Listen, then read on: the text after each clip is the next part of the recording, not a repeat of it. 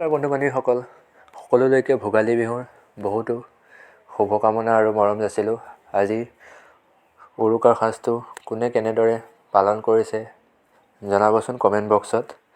আমাৰো সেয়া লাহেকৈ আয়োজন হৈছে আৰু দেউতাই সেয়া মাংস বনাবৰ কাৰণে আৰম্ভ কৰিছে। আজি আমাৰ উৰুকাৰ সাঁজত ছাগলী মাংস খোৱা হ'ব, তাকে সেয়া বনাবৰ কাৰণে ৰেডি কৰিছে আৰু লাহেকৈ। আমিও সেই ওচৰতে বহি পেলাই চাই আছোঁ মানে কেনেধৰণে বনোৱা হয় অলপ দেউতাৰ পৰা।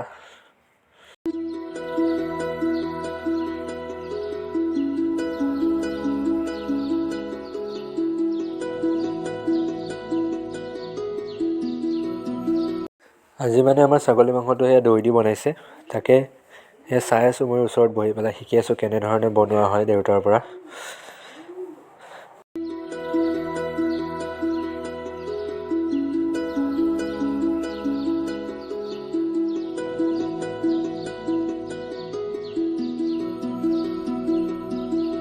তাৰপিছত মাংসৰ মাজতে এয়া এপাক পিছফালৰ চালোগৈ, এয়া মায়ে পিঠা চুঙা পুৰি আছে পূৰা। বিহু বুলি ক'লে আৰু সকলো পিঠাই বনোৱা হয় দিয়কচোন, তাকে মানে সেয়া পুৰি আছে। ময়ো অলপ গৈ পেলাই এনেই ইফালে ইফালে জুই বঢ়াই কৰি দিলোঁ আৰু দি পেলাই অলপ ওলাই আহিলোঁ ইফালে।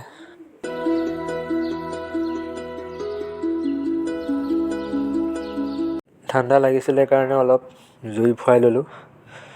ঠাণ্ডাটো যিহেতু পৰিছেই আৰু ঠাণ্ডা দিন, পূৰা জুই চুই ফুৱাই কৰি ভাবিলোঁ যে ভাতকেইটা খাই লোৱা হওক, ৰাতিটোতো আজি থাকিমেই যিহেতু ভাত অকণমান খাই ল'লোঁ গোটেইকৈ বহি পেলাই।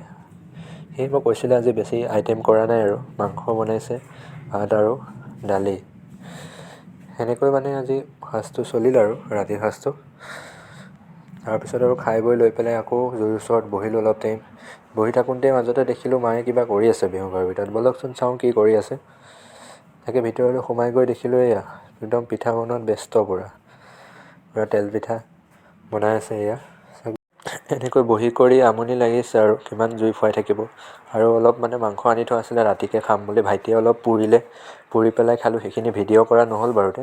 এতিয়া অকণমান আছে, মই বোলো বনাওঁ গোটেইকেইটাই খাম এনেই, পিঠা চুঙা পুৰিছিলোঁ যিহেতু তাৰ লগত। সেইটো কাৰণে এনেকৈ মাংসটো বনাই কৰি পিঠা চুঙা খাই এনেকেই ৰাতিটো পাৰ কৰিলোঁ আৰু। আপোনালোকৰ কেনেকৈ গ'ল আজিৰ দিনটো জনাবচোন কমেণ্ট বক্সত বাৰু।